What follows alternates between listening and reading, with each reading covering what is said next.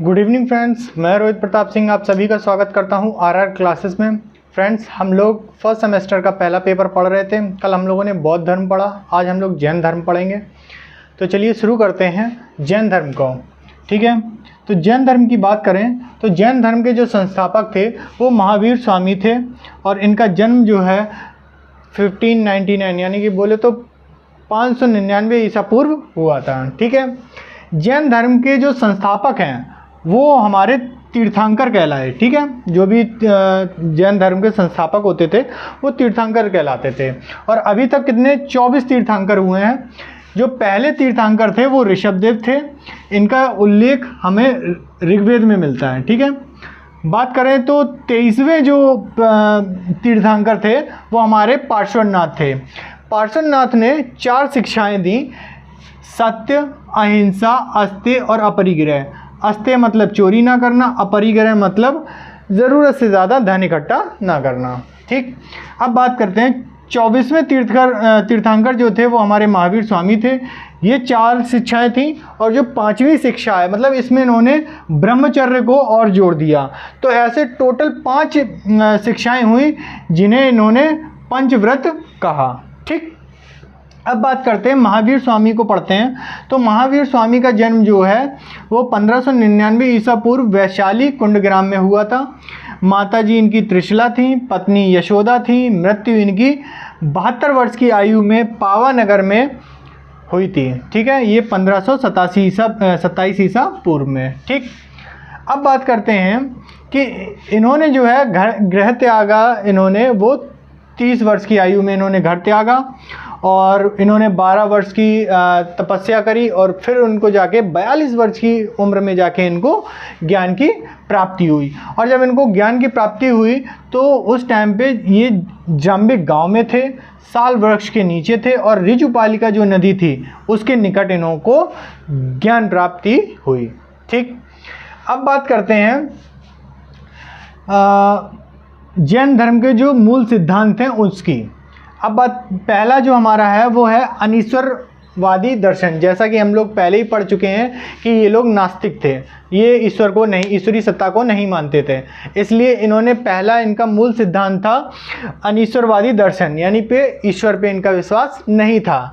दूसरा था अनेकांतवादी दर्शन, मतलब इनका मानना था कि जो जीव है वो अनंत है, मतलब सिर्फ मनुष्य ही एक इकलौता जीव नहीं है, एक इकलौता प्राणी नहीं है। उन्होंने माना पत्थर पहाड़ में भी जीवन है। ठीक है, द्रव्य की अवधारणा, इसको अभी डिटेल में पढ़ेंगे। कर्म की अवधारणा, जैसा कर्म करोगे वैसा फल पाओगे। मोक्ष की प्राप्ति, मोक्ष की अवधारणा सीधी सी बात है कि मेनली सभी दर्शन का मानना है कि मोक्ष की प्राप्ति होता है कि ईश्वर में या जो भी वो अपने आराध्य को मानते हैं उनमें विलीन हो जाना, यही मोक्ष की प्राप्ति। और सभी का जितने भी धर्म या जितने भी दर्शन हैं उनका सबका अंतिम चरण यही है। ठीक है, अब बात करते हैं द्रव्य अवधारणा की। इसको थोड़ा डिटेल में पढ़ना है। तो द्रव्य अवधारणा के अंतर्गत ये मानते हैं कि जो संसार है वो जीव और अजीव से मिलकर बना है। ठीक है, और इसमें इन्होंने जीव जो माना है, जीव वो चेतन तत्व है और अजीव जो है वो जड़ तत्व है। ठीक है, चेतन तत्व की विशेषता क्या है? ये नित्य है और आकार विहीन है। ये अनंत ज्ञान है, अनंत दर्शन है, अनंत शक्ति है, अनंत सुख है। ठीक, और जड़ तत्व की बात करें तो जड़ तत्व में 5 भेद बताए। कौन सा?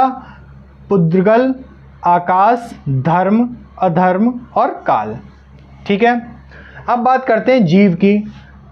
ठीक है, जीव की बात कर लेते हैं। जीव क्या है? जीव 2 तरीके के बताए हैं, एक मुक्त जीव, एक बद्ध जीव। मुक्त जीव क्या होता है? जिसने मोक्ष की प्राप्ति कर ली, जिसने मोक्ष को प्राप्त कर लिया, जो कि ईश्वर में विलीन हो गया, वो हमारा मुक्त जीव हो गया। और बात करें बद्ध जीव की, जो कि मोह माया से अभी बंधा हुआ है, बहुत सारे बंधनों से बंधा हुआ है, वो हमारा बद्ध जीव हो जाता है। ठीक है, इसके भी 2 प्रकार हैं बद्ध जीव के। एक है स्थावर और दूसरा है त्रस। स्थावर वो जो गति जो जीव गति नहीं करता, और त्रस्य जो है जो कि गति करता, ये गति नहीं करता, और ये गति करता है, ठीक है। ये गतिहीन है और ये गति करता है, ठीक है। ये दो तरह के जीव हो गए। चलिए आगे बात करते हैं। द्रव्य में इन्होंने 3 प्रमुख लक्षण बताए। द्रव्य में क्या 3 प्रमुख लक्षण होने चाहिए? तो एक उत्पाद है, एक व्यय है और एक द्रव्य है, ठीक है, द्रव्य।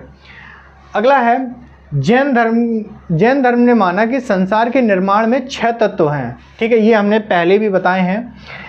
जीव है, पुद्गल है, धर्म है, अधर्म है, आकाश है और काल है, ठीक है। ये एक अलग से टर्म मिला है। कैवल्य साधन में 7 सोपान माने हैं जैन धर्म ने। जो कैवल्य साधन है उन्होंने 7 सोपान माने हैं। कौन से? जीव, अजीव, आश्रव्य, संवर, निर्जरा और मोक्ष, ठीक है। अब बात करते हैं, एक टर्म ये छूट रहा है, संप्रदाय की। तो जैन संप्रदाय 2 भागों में बट गया था बाद में। पहला श्वेतांबर, दूसरा दिगंबर। श्वेतांबर जो स्थूलभद्र के नेतृत्व में हुए और स्थूलभद्र इसके संस्थापक हुए, और दिगंबर जो थे भद्रबाहु इसके संस्थापक हुए। इनके नेतृत्व में आगे चल के ये 2 शाखाओं में बट गया। श्वेतांबर जो थे वो मेनली सफ़ेद कपड़े पहनते थे, और जो दिगंबर थे वो पुराने टाइम, मतलब जैसा कि शुरुआत से चला आ रहा था महावीर स्वामी के टाइम पे, वो लोग नग्न होके मतलब संसारिक मोह माया त्याग देते थे। उस तरह के जो सन्यासी टाइप के जो कि नग्न रहते थे, उस टाइप के दिगंबर में आते थे, ठीक है। और श्वेतांबर में वो लोग सफ़ेद कपड़े पहनने लगे थे, ठीक है। तो फ्रेंड्स ये रहा जैन धर्म का पूरा कंटेंट, जो कि जितने भी MCQ हमें इससे मिल सकते थे वो हमने पूरा कवर किया। आई होप आपको क्लास अच्छी लगी होगी। नेक्स्ट क्लास में हम लोग मुस्लिम शिक्षा के बारे में पढ़ेंगे, और आई होप आपको क्लास अच्छी लगी। अगर अच्छी लगी है तो लाइक, शेयर और सब्सक्राइब करें, और कोई अगर सजेशन देना है तो प्लीज़ कमेंट ज़रूर करें, और ज़्यादा से ज़्यादा प्लीज़ शेयर, लाइक करते रहिए और सब्सक्राइब भी करिए।